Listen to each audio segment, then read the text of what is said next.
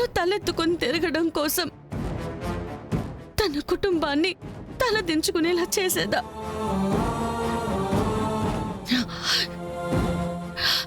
ఆ పని నేనెప్పటికీ చేయలేను. ఆయన చేసిన తప్పుకి 25 ఏళ్ల ముందే ఆయనకి శిక్ష పడింది. ఈ విషయం ఎవరికీ తెలియకూడదు. మా అమ్మ నిజాయితీని నిరూపించుకోవడానికి వేరే దారి దొరుకుతుంది. నాకు ఆ నమ్మకం ఉంది. అది కాదు దాత్రి. ప్లీజ్ కేదార్, ఈ విషయాన్ని ఇక్కడితో వదిలేసే.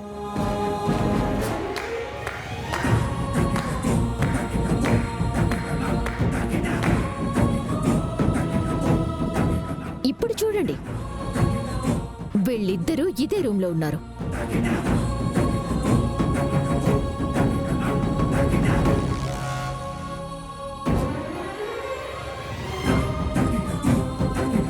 ఇందాక నిషిక చెప్తే అందరూ ఆమెనే తప్పుపట్టుండారు కదా, మరి ఇప్పుడేమంటారు?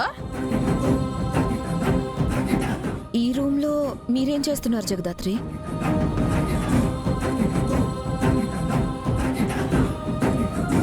అడుగుతుంది మిమ్మల్నే.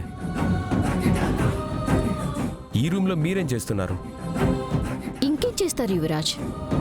ఖచ్చితంగా ఏదో దొంగతనం చేయటానికే వచ్చుంటారు. లేవే, నీకు ఆల్రెడీ చెప్పాను కదా, నా భర్త వస్తువులున్న గదిలోకి రావద్దని చెప్పాను కదా. పిన్ని,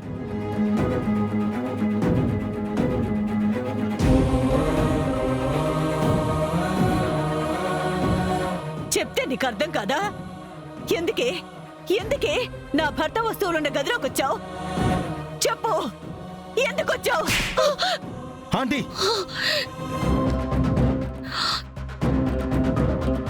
దాత్రి అది కాదు.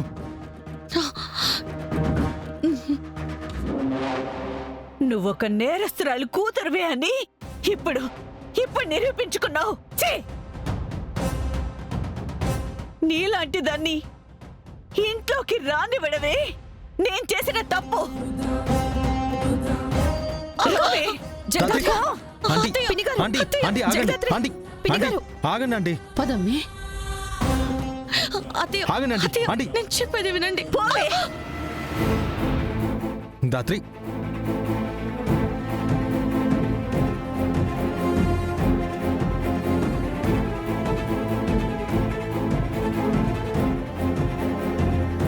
నా గొంతులో ప్రాణం ఉండగా మీరు మళ్ళీ ఇంట్లో అడుగు పెడితే నేను చచ్చినంత ఒట్టే, చచ్చినంత ఒట్టే, చచ్చినంత ఒట్టే, చచ్చినంత ఒట్టే.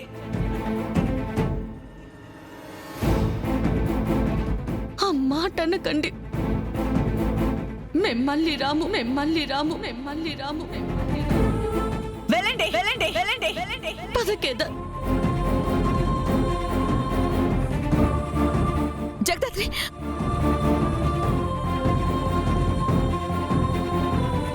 నువ్వెందుకంత బాధపడుతున్నావు కౌశికి? ఎన్నాళ్ళకొక దరిద్రం పోయింది. అసలేం జరిగిందో కనుక్కోకుండా కొట్టి తప్పు చేశారండి. బాధలో యాడికి పోతారో ఏమో అని బాధపడకలే అమ్మి, నేరుగా ఇంటికే పోతారు. సరే పదండి, మనం వెళ్ళి లంచ్ చేద్దాం.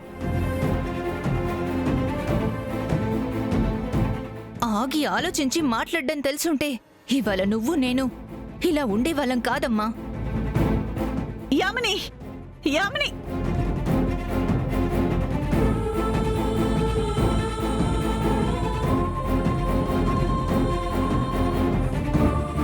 యామిని ఆగు. ఏంటి నేనేదో తప్పు చేసినట్టు మాట్లాడుతున్నా? నువ్వు చేసింది తప్పే అమ్మా. ఆ విషయం నీకిప్పుడే అర్థం అవ్వదు. అత్త ఏదో మన జీవితాలు రోడ్డు మీద పడేసిందనే ఊహ నుంచి నువ్వు బయటకొచ్చిన రోజు నీకు నిజమేంటో తెలుస్తుంది. ఊహించుకుంటున్నానా? ఆ మహాతల్లి మీ నాన్నను చంపకుండా ఉండుంటే నువ్వు తండ్రి లేకుండా, నేను భర్త లేకుండా ఇలా నా పుట్టింట్లో ఉండే కర్మ పట్టేది కాదు. మనకి పట్టిన ఈ కర్మకి కారణం అత్తయ్య కాదమ్మా, మరింకెవరే? నాన్న. భర్త ఆయన అత్యాస వల్ల ఎంత పెద్ద తప్పు జరిగిందో తెలుసా? నువ్వు నేను ఇన్నేళ్ళు ఎంత పాపం చేశామో తెలుసా? మీ అమ్మకి తెలియకుండా మీ మామయ్యే ఇన్ఫర్మేషన్ మొత్తాన్ని మీనన్కి అందజేస్తూ ఉన్నాడు. నేను మా చెల్లి నిజాయితీని తనకే తెలియకుండా మీనన్ దగ్గర తాకట్టు పెడుతున్నాను. అది తప్పని తెలుసు, కానీ నా కూతురు భవిష్యత్తు కోసం తప్పడం లేదు. వెళ్ళి ఈ విషయం ఇంట్లో వాళ్ళకి చెప్దామా? ఒక నేరస్తురాలి కూతుర్ని అందరూ ఎలా చూస్తారు, ఎంతలా అసహించుకుంటారో తెలిసి కూడా అదే పరిస్థితిలో యామినిని ఎలా ఉంచమంటావు?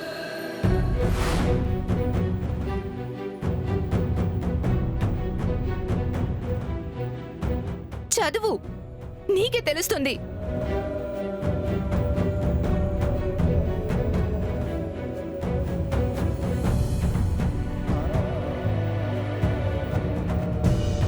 కావ్య సిస్టర్ ఫోన్ ట్యాప్ చేసినందుకు మీనన్ దగ్గర 2 లక్షలు తీసుకున్నాను.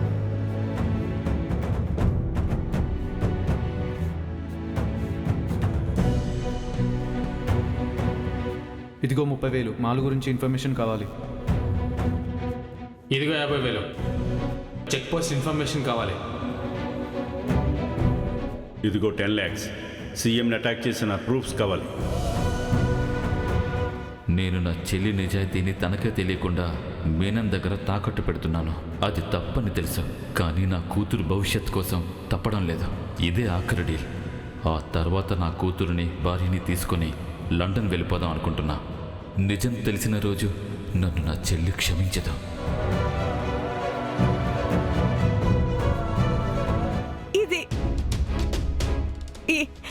ఇది నిజమా? నిజమమ్మా.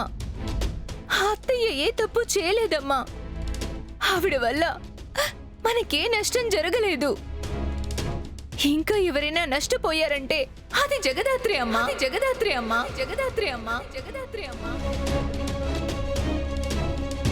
నీ తల్లి పాపాలు పండే చచ్చిపోయింది. నాన్న వల్ల తన తల్లిని పోగొట్టుకుంది.